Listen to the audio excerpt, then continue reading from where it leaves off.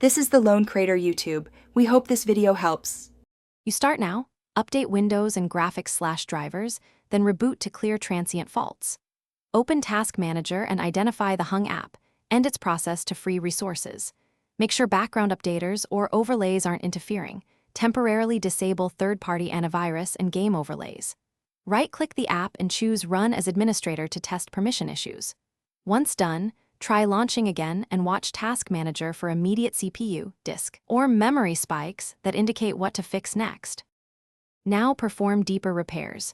Run sfc/scano, then dism restore health to repair system components that cause crashes. Go to Settings Apps Installed Apps, select the troubled program, and try Repair. If that fails, use Reset, which preserves settings in some apps. Clear the app cache or local data folders if applicable. Open Event, Viewer, and Filter application, logs for errors at the crash time. Note faulting module names and exception codes to guide targeted fixes or driver rollbacks. Finish by uninstalling and reinstalling the app using its official installer or the Microsoft Store to ensure clean files and correct dependencies.